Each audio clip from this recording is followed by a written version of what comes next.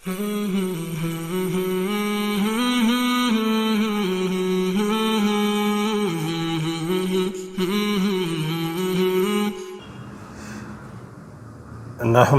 نصلی علی رسولہ الکریم اما بعد فاعوذ باللہ من الشیطان الرجیم بسم اللہ الرحمن الرحیم محترم ناظرین السلام علیکم ورحمۃ اللہ وبرکاتہ۔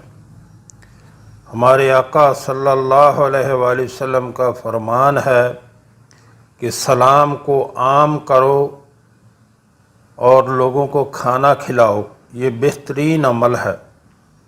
یعنی سلام سب کو کرو، چاہے کوئی جاننے والا ہو یا نہ جاننے والا ہو، سب کو سلام کرو اور لوگوں کو کھانا کھلاؤ کہ یہ بہترین عمل ہے۔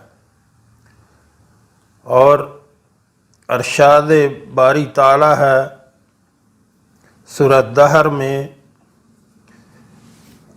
اللہ تعالیٰ کا فرمان ہے سورہ دہر میں وَيُطْعِمُونَ الطَّعَامَ عَلَىٰ حُبِّهِ مِسْكِينًا وَيَتِيمًا وَأَسِيرًا انما نطعمکم لوجہ اللہ لا نرید منکم جزاء ولا شکورا، جس کا ترجمہ ہے اور باوجود یہ کہ خود ان کو طعام کی خواہش ہو اور حاجت مندوں، فقیروں، یتیموں اور قیدیوں کو کھانا کھلاتے ہیں اور کہتے ہیں خالص خدا کے لیے کھلاتے ہیں، نہ تم سے عوض کے خواستگار ہیں اور نہ الحمدللہ نحمدہ نصلی علی رسولہ الکریم اما بعد فاعوذ باللہ من الشیطان الرجیم بسم اللہ الرحمن الرحیم۔ محترم ناظرین السلام علیکم ورحمۃ اللہ وبرکاتہ۔ نفل پڑھنے والے کے پیچھے فرض اور فرض پڑھنے والے کے پیچھے نفل پڑھنا، نفل پڑھنے والے کے پیچھے فرض اور فرض پڑھنے والے کے پیچھے نفل پڑھنا صحیح ہے۔ حضرت سیدنا جابر رضی اللہ تعالیٰ عنہ سے روایت ہے، جناب معاذ رضی اللہ تعالیٰ عنہ عشاء کی نماز نبی کریم صلی اللہ علیہ وسلم کے ساتھ پڑھا کرتے تھے، پھر اپنی قوم میں واپس جا کر انہیں وہی نماز پڑھایا کرتے تھے۔ مذکورہ حدیث میں سیدنا معاذ رضی اللہ تعالیٰ عنہ نفل پڑھا کرتے تھے اور آپ کے قبیلے والے اپنی فرض نماز پڑھتے تھے۔ معلوم ہوا نفل پڑھنے والے کی اقتداء میں فرض ادا کرنا درست ہے، اور نفل پڑھنے والے امام کے پیچھے نفل پڑھنے کی دلیل رسول اللہ صلی اللہ علیہ وسلم کا عمل مبارک ہے۔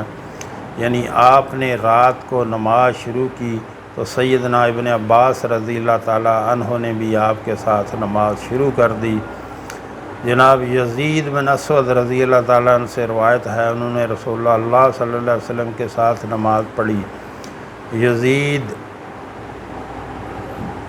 ان دنوں نوجوان تھے۔ جب آپ نماز پڑھ چکے تو مسجد میں ایک طرف دو آدمی کو دیکھا جنہوں نے نماز نہیں پڑھی تھی۔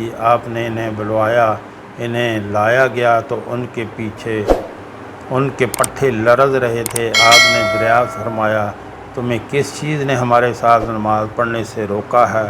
انہوں نے کہا ہم نے نماز اپنے پڑاؤ میں پڑھ لی ہے۔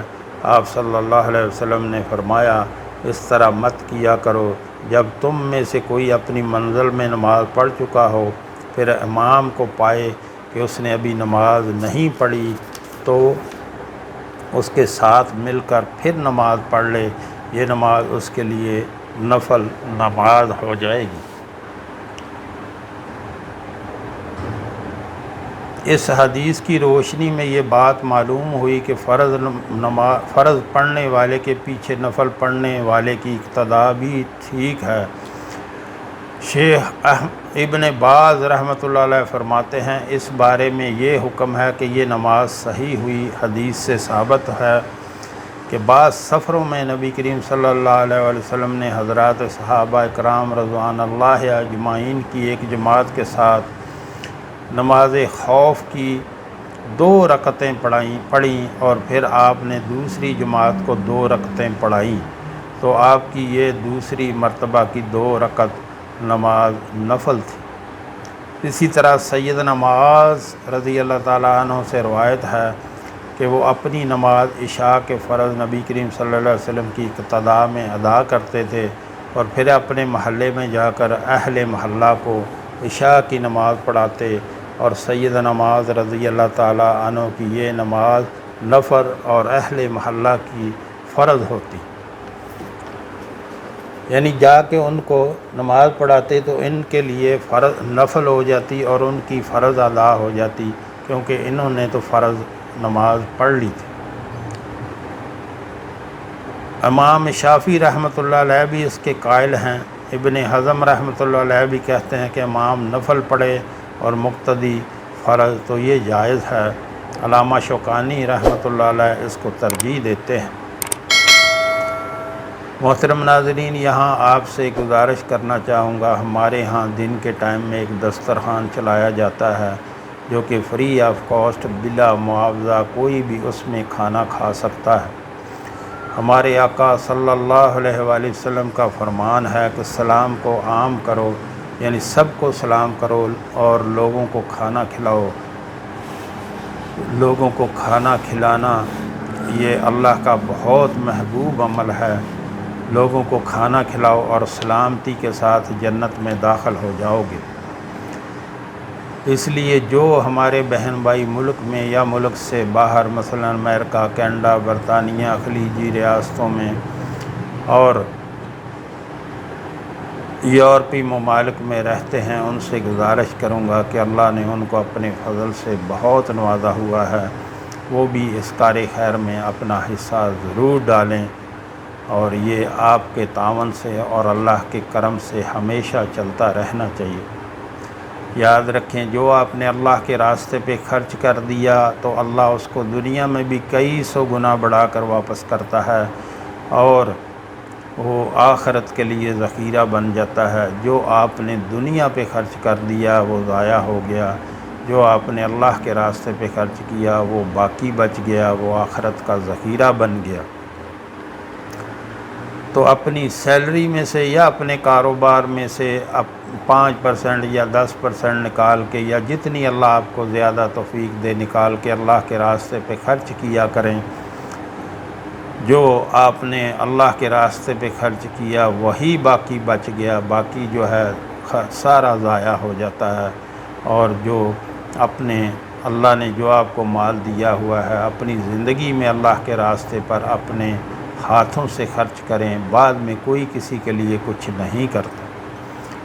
نیچے ویڈیو میں میرا واٹس ایپ نمبر چل رہا ہے، اس پہ آپ رابطہ کر کے طریقہ کار پوچھ سکتے ہیں۔ اللہ ہم سب کو نیک عمل کی توفیق عطا فرمائے۔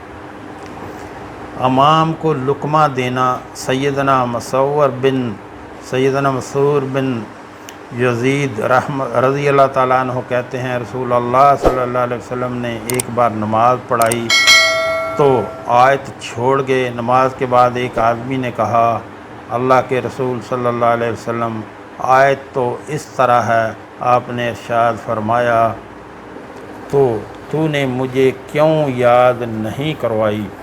سیدنا ابن عمر رضی اللہ تعالیٰ عنہ سے مروی ہے کہ ایک بار نبی کریم صلی اللہ علیہ وسلم نے نماز پڑھائی اور آپ نے اس آیت میں قرأت فرمائی، مگر آپ کو کچھ مغالطہ ہو گیا۔ جب نماز سے فارغ ہوئے تو ابی رضی اللہ تعالیٰ عنہ کہنے لگے، کیا تو آپ نے ہمارے ساتھ نماز پڑھی؟ اس نے عرض کیا، جی ہاں۔ آپ صلی اللہ علیہ وسلم نے فرمایا، تجھے کس چیز نے روکا تھا؟ یعنی مجھے آیت کیوں نہیں بتلائی؟ یعنی جب امام بھول جائے تو آپ اس لیے کہتے ہیں کہ سمجھدار اور دیندار لوگ جو ہیں وہ امام کے پیچھے کھڑے ہوں، تاکہ اگر امام بھول جائے تو اس کو لقمہ دیں۔ اگر امام کسی قرآن پڑھتے ہوئے کوئی آیت اس میں بھول جاتا ہے، چھوڑ جاتا ہے، تو وہ پیچھے کھڑا ہوا شخص جو ہے وہ امام کو یاد کروائے۔ اس لیے سمجھدار اور دیندار لوگ جو ہیں بالکل امام کے پیچھے کھڑے ہونا چاہیے۔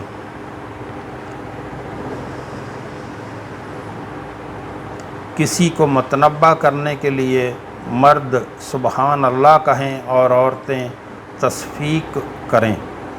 سیدنا ابو ہریرہ رضی اللہ تعالیٰ عنہ سے روایت ہے، رسول اللہ صلی اللہ علیہ وسلم نے ارشاد فرمایا، سبحان اللہ کہنا مردوں کے لیے اور تصفیق عورتوں کے لیے ہے۔ اور مسلم کی روایت میں ہے، نماز کے دوران میں کی صراحت ہے، نوٹ ہتھیلی کو ہتھیلی پر یا ہاتھ کی پشت پر مارنے کو تصفیق کہتے ہیں، یعنی یہ عورتوں کے لیے ہے کہ وہ ہتھیلی کو ہتھیلی پر مار کے یا ہتھیلی پر ہتھیلی یا ہاتھ کی پشت پر مارنے کو تصفیق کہتے ہیں کہ عورتیں اس طرح جو ہے اپنی امام کو متنبی کریں۔ اور جو مرد ہیں اگر امام بھول گیا تو وہ سبحان اللہ کہیں گے۔ ایک مسجد میں دو جماعتیں، ایک مسجد میں جماعت ہو چکی ہو اور کچھ لوگ بعد میں آئیں تو وہ دوسری جماعت کروا سکتے ہیں، اس میں کوئی حرج نہیں۔ چنانچہ سیدنا ابو سعید خدری رضی اللہ تعالیٰ عنہ فرماتے ہیں، ایک شخص آیا اور رسول اللہ صلی اللہ علیہ وسلم نماز پڑھا چکے تھے، آپ نے فرمایا ایک شخص پر کون صدقہ کرتا ہے؟ تو لوگوں میں سے ایک شخص کھڑا ہوا اور اس نے اس کے ساتھ باجماعت نماز پڑھی۔ تو محترم ناظرین، اس کا مطلب یہ ہے کہ جب آپ مسجد میں داخل ہوں تو نماز ہو چکی ہو، جماعت ہو چکی ہو، تو آپ کو چاہیے کہ آپ جو ہے وہ دوسری جماعت کھڑی کریں اور نماز پڑھیں۔ امام ترمذی رحمۃ اللہ علیہ اس حدیث کے تحت فرماتے ہیں، اور اکثر صحابہ کرام اور ان کے بعد تابعین کا یہی قول ہے کہ ایک مسجد میں دوسری جماعت کروانے میں کوئی حرج نہیں۔ امام احمد اور اسحاق کا بھی یہی قول ہے۔ سیدنا انس بن مالک رضی اللہ تعالی عنہ بنو ثعلبہ کی مسجد میں گئے تو پوچھا، کیا تم نے نماز پڑھ لی ہے؟ ابو عثمان الجعد کہتے ہیں، میں نے عرض کیا ہاں، اور وہ نماز فجر تھی۔ پھر انہوں نے ایک شخص کو حکم فرمایا، اس نے اذان و اقامت کہی، پھر انس رضی اللہ تعالیٰ عنہ نے اپنے ساتھیوں کو نماز پڑھائی۔ اور ابن قدامہ حنبلی رحمۃ اللہ علیہ فرماتے ہیں، جب محلے کے امام نے نماز پڑھ لی اور دوسری جماعت حاضر ہو گئی تو ان کے لیے مستحب ہے کہ وہ جماعت کے ساتھ نماز پڑھیں۔ یہ قول عبداللہ بن مسعود رضی اللہ تعالیٰ عنہ کا ہے۔ تو محترم ناظرین، جب نماز کے لیے آپ مسجد میں جائیں تو اگر جماعت ہو گئی ہے تو آپ اکیلے نماز نہ پڑھیں، کوئی بھی کتنے جو بعد میں نمازی شامل ہوں وہ مل کے اقامت کہیں اور وہ نماز پڑھیں باجماعت۔ اللہ ہم سب کو نیک عمل کی توفیق عطا فرمائے۔